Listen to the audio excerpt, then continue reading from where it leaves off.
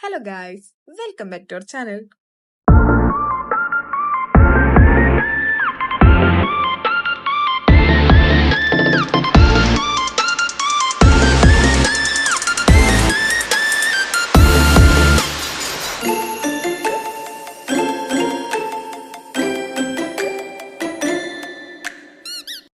അര കിലോ മൈദ, പഞ്ചസാര, ഓയിലും നെയ്യും കൂടി മിക്സ് ചെയ്താണ് ഞാനിവിടെ എടുത്തിട്ടുള്ളത്. ഉപ്പ്, ഒരു മുട്ട. ബൗളിലേക്ക് മൈദ ഇട്ടതിന് ശേഷം പഞ്ചസാര, ഞാനിവിടെ 1 സ്പൂൺ പഞ്ചസാരയാണ് എടുക്കുന്നത്. ആവശ്യത്തിന് ഉപ്പ്, മുട്ട എന്നിവ ചേർത്ത് നന്നായിട്ട് മിക്സ് ചെയ്യുക.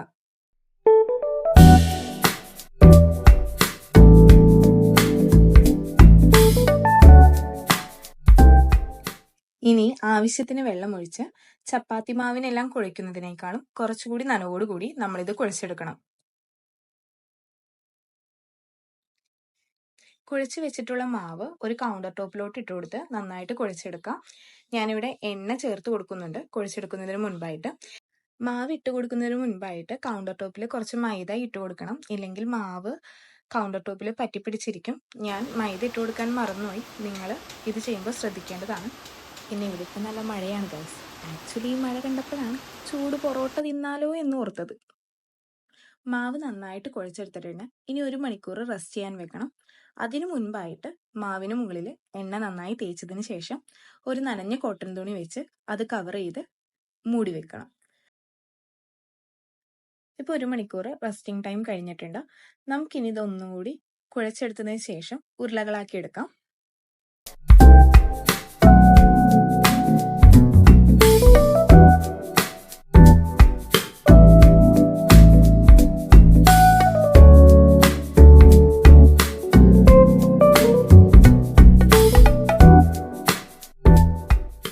മാവെല്ലാം ഉരുളകളാക്കി എടുത്തിട്ടുണ്ട്.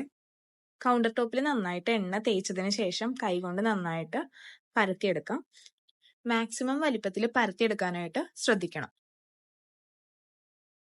അതിനുശേഷം ഒരു കത്തി കൊണ്ട് ഇത് നീളത്തിൽ കട്ട് ചെയ്ത് കൊടുക്കാം.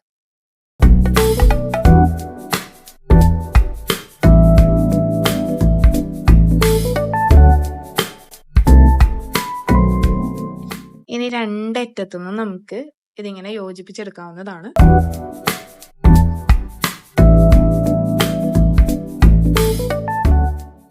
മാവ് പതിയെ കൈകൊണ്ട് സ്ട്രെച്ച് ചെയ്ത് കൊടുത്തതിന് ശേഷം വിരലുകളിൽ ചുറ്റിയെടുക്കാം.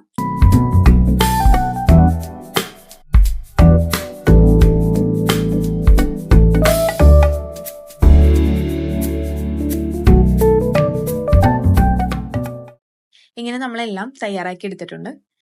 വീണ്ടും എണ്ണ തേച്ച് കൊടുത്തതിന് ശേഷം ഓരോന്നും ഇതുപോലെ പരത്തിയെടുക്കുക. ഇനി ചൂടായ ഒരു പാനിലോട്ട് പൊറോട്ട ഇട്ട് കുക്ക് ചെയ്യാവുന്നതാണ്. ആവശ്യത്തിനുള്ള എണ്ണ ആഡ് ചെയ്ത് കൊടുക്കാം.